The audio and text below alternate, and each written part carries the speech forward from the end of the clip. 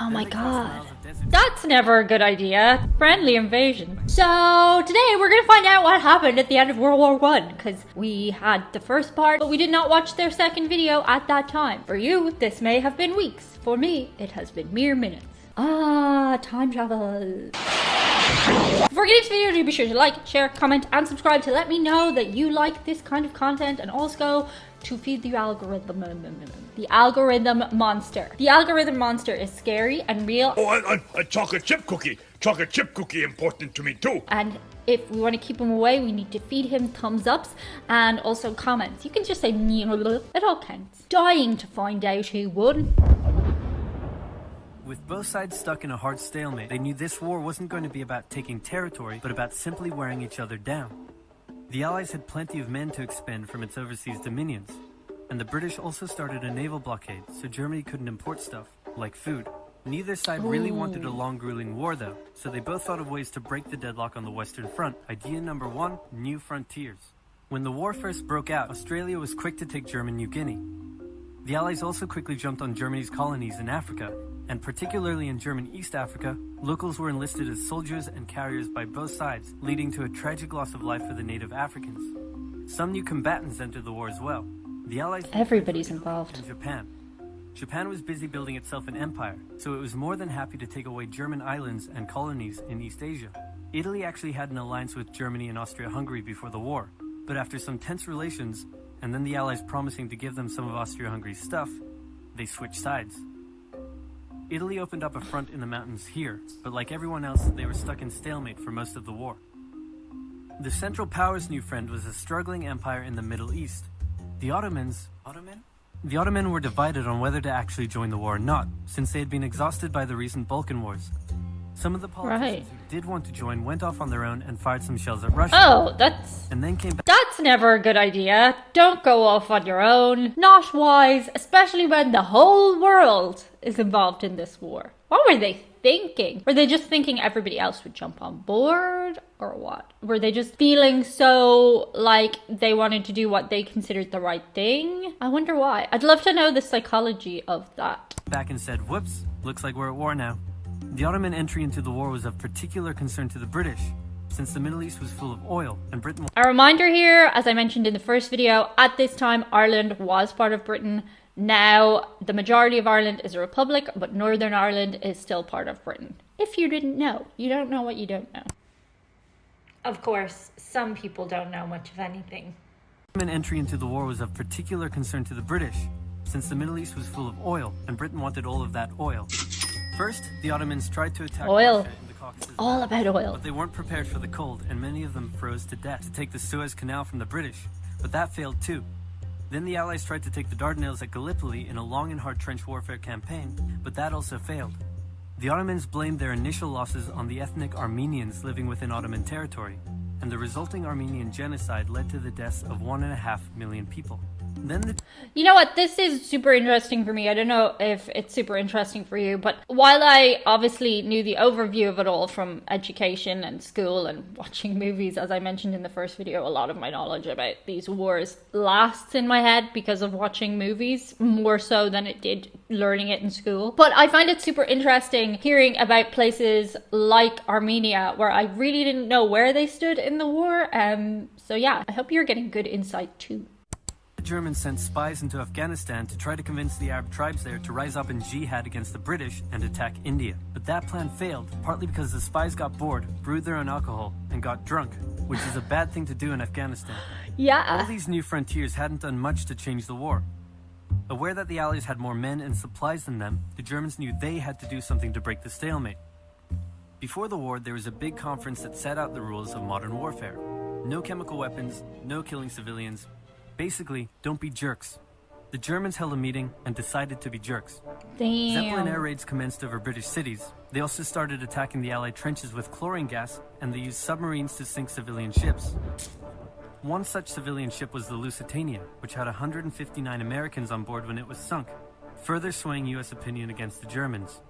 Not to be completely unfair to the Germans, the Allies also engaged in chemical warfare soon after, and they began hiding anti-submarine weapons on their civilian ships, which let the Germans justify their attacks. Meanwhile, Austria-Hungary still hadn't dealt with Serbia. so the Central Powers enlisted some help. Bulgaria wished it was bigger and was still bitter about losing the Second Balkan War. The Central Powers promised to make all of Bulgaria's wildest dreams come true if they helped, so they signed on, and together they knocked out Serbia. The Serbian troops retreated through Albania, which was neutral but had some ties to Austria-Hungary. So Austria-Hungary entered Albania in a friendly invasion to chase down the Serbians. Friendly invasion? By sea. It's 1916, and a lot is happening. If you didn't know, a lot is happening in Ireland as well. Maybe we'll do a video about that another day. Enough enemies already, Germany added one more to the list. Portugal had been getting a bit chummy with the Allies behind the scenes, and Germany didn't like that one bit. Around the same time, the only sea battle of the war happened. Both sides had a new powerful class of battleships called dreadnoughts, but they were so expensive to build that neither side wanted to risk losing them in a battle. So they kept them in port, except for one time when they had a big fight and a bunch of them got damaged. So they didn't try that again. The UK started... It's like the whole point of having them, but they don't want to damage them. That's funny. Conscripting men to the army, so they had plenty of reserves, which is just as well because the Western Front was about to get brutal. The longest and one of the bloodiest battles of the war started when the Germans launched an attack around the French city of Verdun. The French defended it desperately, leading to hundreds of thousands of casualties. Under pressure, the French called on its allies to do something to draw the Germans' attention away. So the British started their own long and brutal fight, the Battle of the Somme, with 60,000 British casualties on just the first day. It was also here that the British first used one crazy brand new piece of sci-fi technology. The Russians had been getting pushed back further and further into their own territory, but in response to the French call for help, they began a huge offensive, and did really well until they ran out of supplies and got stuck.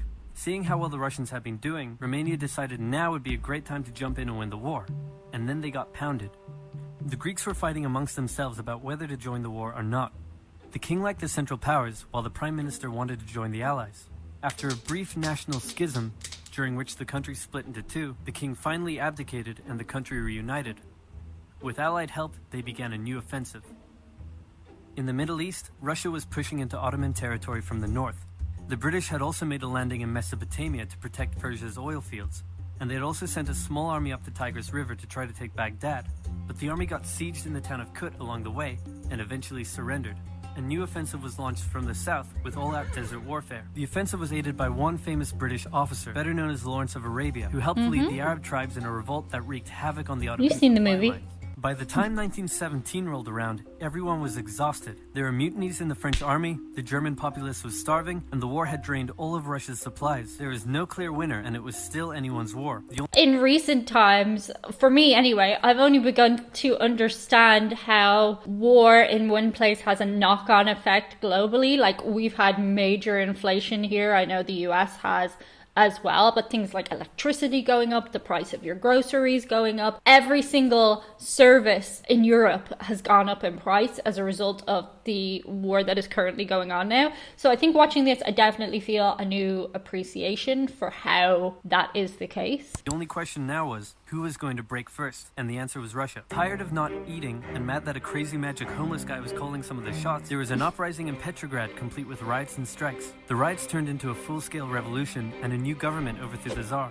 Then a few months later, the Bolsheviks overthrew the new government, and they pulled Russia out of the war.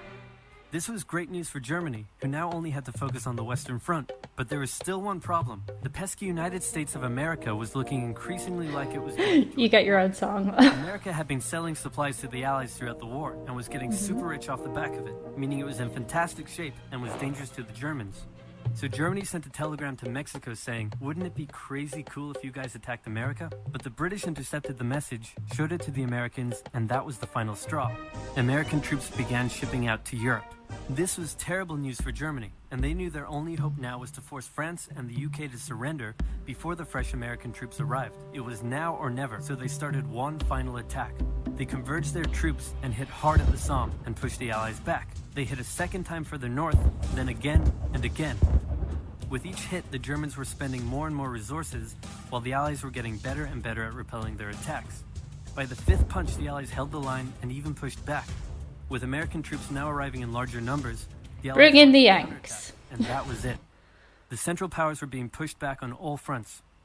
Bulgaria collapsed first. If you don't know why the American influence on the war was so heavy, you might want to check out another video I did on this channel called Don't Mess with the US. It basically explains how much resources the United States has and brings to the table in something like a world war. Followed by the Ottoman Empire, then Austria-Hungary, and finally on November 11th, 1918 at 11 o'clock, Germany surrendered. At the peace treaty, Germany was forced to reduce its military, accept war guilt, and pay the bill for the war. After indescribable suffering and millions dead, the world... Look at that number, lads! Look at that number! That many people dead! I mean, we do kind of have an overpopulation issue at the moment, but look at that number! That's insane! That's insane! learned its lesson and never had such an awful war again. For about 20 years. That was super interesting. I definitely, as I mentioned, have a newfound perspective on the whole thing with the war going on currently in Europe. It's very interesting to me how one thing has a knock-on effect on the other. You don't even think about it when it's just a marker in a history book, but when you're actually experiencing it, it's like a different thing. I still cannot get my head around how many people died. That's insane. And so many of them were just the front line. They were just disposable things for use by their governments. And that's really sad to me. I find that really sad. I know a lot of people would have said there was like honor in dying for your country, but it doesn't make it less sad. Thank you so much, guys. That's it for today. See you on the other side. Bye. Hello. You just chilling like a villain? Don't mind me. I'm just, you know, providing an income for this household.